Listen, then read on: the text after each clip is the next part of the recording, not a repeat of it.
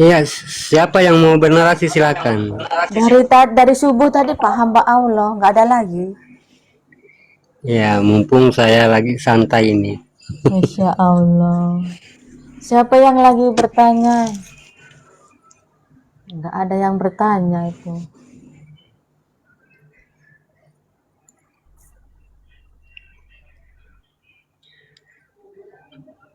Mungkin ada yang lain, mungkin Bang Cus, mungkin Mbak Heni yang di bawah mungkin mau bertanya silakan.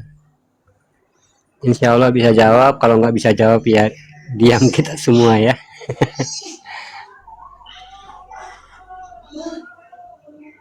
Katanya enggak. Belum ini ya, belum maghrib di situ kan Nevi. Ini mau ini udah azan yang di masjid satunya.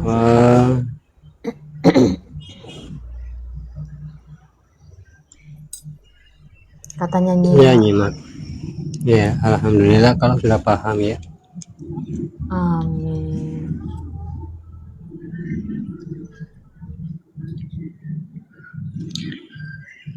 Bismillahirrahmanirrahim. Ya. Ini saya sedikit mengulang ya untuk kita saling mengingatkan saja ya. Iya. Nah, itu kita matangkan dulu yang kemarin-kemarin itu, jangan dulu kita langsung naik ke atas ya. Sebenarnya masih banyak di atasnya tuh, masih banyak ya. Nah, Masya Allah. apa yang masih banyak apa yang dipahamkan, tapi kita lebih ke fanafilanya dulu ya, mengetahui kodat-kodatnya dulu ya, batin-batinnya dulu, tentang diri fanafila dulu. Nah, di situ dulu ya. Karena apa? Karena pemahaman ini walaupun dia semakin jauh, kalau kita tidak melalui proses fanafila, sahabat beriman, nah ini juga nggak akan pengaruh apa yang kita sampaikan. Jadi ya kita matangkan dulu itu yang sebagian yang sudah disampaikan, termasuk diri fanafila tadi ya. Nah, biar kita mampu merasakan apa yang dipahamkan ya. Kadang-kadang begitu tuh ya, mula-mula juga aku begitu, katanya mursyid, nanti sampai di sana juga tuh baru kamu paham.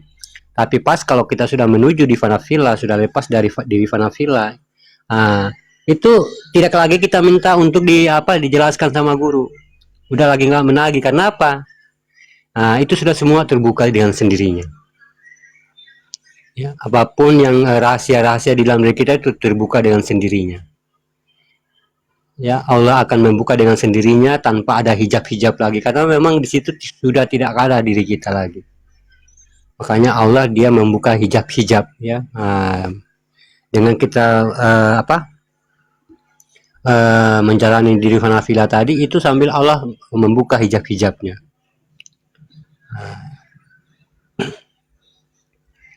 Ya, kalau kita di dalam kita menjalankan sifat ketuhanan dan keumatan ini ya, belum menjadi suatu, artinya suatu yang diutamakan sahabat beriman ya. Ini akan melemahkan kita dalam menjalankan ibadah.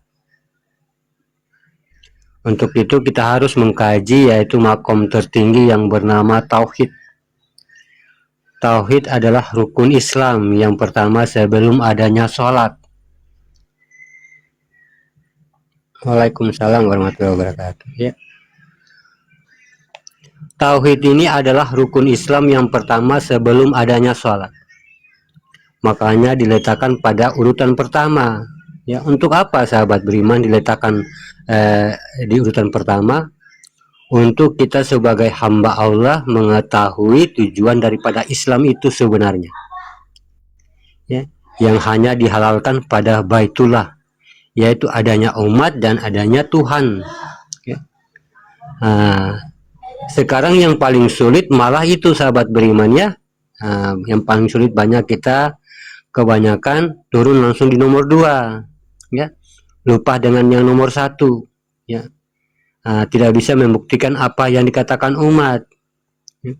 Wujudnya seperti apa umat itu, dan apa yang dikatakan Tuhan wujudnya seperti apa.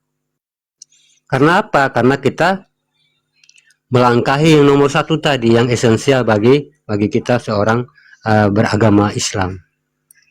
Ini tidak jelas sahabat beriman ya, malah itu yang menjadi persoalan. Karena apa? Karena itulah yang yang menentukan.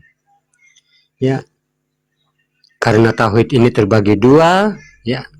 Ada pertama, waalaikumsalam warahmatullahi wabarakatuh. Ya, yang pertama ada tauhid iman, ya. Ya, tauhid iman. Dan kedua tauhid ilmu. Apa yang dikatakan tauhid iman? Yaitu mengimani tentang adanya umat dan adanya Tuhan. Ya, itu disebut agama. Ya, yang disebut dengan agama, ya kita cukup hanya mengimani saja, begitu ya. Apa yang di dalam rukun iman itu kita cukup imani aja gitu, imani ya, tanpa kita mengkaji, tanpa kita ingin mengetahui apa sebenarnya yang dalam rukun iman itu, apa yang diimani. Itu dikatakan dengan iman, atau dikatakan iman nudin atau iman agama, ya. Namanya dia tauhidin, ya, tauhidin, ya. Imanuddin, din itu agama, tauhid agama. Tetapi di atas tauhidin ada syahadat yang tertua, namanya tauhudun, yaitu al-malikul hakul mubin, ashadikul wadal amin, ya. Di sini kita disuruh untuk menyatakan senyata-nyatanya, mendirikan kodrat aku senyata-nyatanya, kata Allah. Yang disebut dengan aku, ini yang dikatakan al-malikul hakul mubin, ya. Kalau mubin itu dalam hukum hijaiyah itu nyata. Inilah yang disebut dengan tauhudun, ya. Tauhudun adalah penyebutan syahadat tunggal, yaitu satu. Kalau tauhidin, kita harus mengimani, ya, mengimani dia saja, begitu. Kalau tauhidin, ada yang bernama Allah dan ada juga yang bernama Muhammad. Ini mereka pisah, ya. Kalau dalam konsep tauhidin, ya, dalam konsep iman agama, ini pisah mereka, ya. Ada yang bernama Allah, ada juga yang bernama Muhammad. Ini pisah. Tapi kalau di tauhudun itu tidak boleh dia jadi dua, ya, harus satu. Nah, kita percontohkan, ya, sesuai dengan makom ketuhanan sifat salbiah. Sifat salbiah yang tidak boleh dipakai oleh umat. Contohnya wujud, qidam, bako, mukhalifatul lil hawadis, apalagi qiyamu binafsihi. Kalau kita lihat qiyamu binafsihi artinya berdiri dengan sendirinya. Tapi kalau ada umat, ada Tuhan, berarti bukan berdiri sendiri, ya, katanya binafsihi. Tapi kalau ada umat, ada Tuhan, berarti dua. Lalu bagaimana caranya untuk menjadi tauhudun, yaitu satu? Berarti si umat tidak bersekutu dengan dia. Atau dalam hadis lain dikatakan Allahu laisa kamisliin min syai'un, ya, Allah itu tidak ada yang setara dengannya. Tapi kalau ada umat, ada Tuhan, ya, tidak mungkin umat setara dengan Tuhan, ya, tapi harus ada umat dengan Tuhan. Nah, ini penuh kita tanda tanya di sini, sahabat beriman, ya. Kita kan juga bingung, ya. Dia satu tapi umat juga ada di situ. Barulah kita ingat hadis qudsinya Allah, ya. La abudun ala ma'buduni as-sifatun wa qodratun. Tidak ada yang mampu menghadap kepadaku, kata Allah, kecuali sifatku sendiri. Dan tak ada yang mampu mengingatku kecuali kodratku sendiri, ya.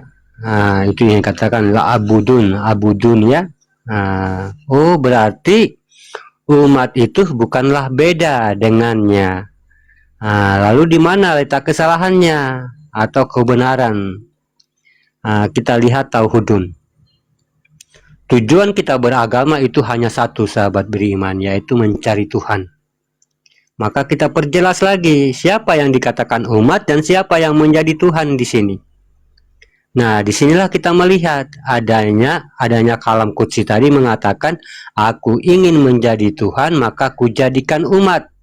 Maka aku ingin dipanggil dengan nama Allah dan dikenal berwujudkan Muhammad. Nah, di situ kita langsung mengerti ya, oh pantas ternyata titik akhir pencarian ketuhanan itu ada pada hu atau aku. Ternyata Tauhudun mengambil kesimpulan di sini, aku adalah Tuhan yang bernama Allah berwujud Muhammad. Ternyata disinilah dia. Aku itu wujudnya Muhammad bernama Allah. Nah, maka ini yang dikatakan Tauhudun. Ya, syahadat tunggal tingkat tinggi sahabat ini ya. Nah, ini syahadat tunggal tingkat tinggi. Allahudun wal Muhammadun, Allahudun tidak terlihat.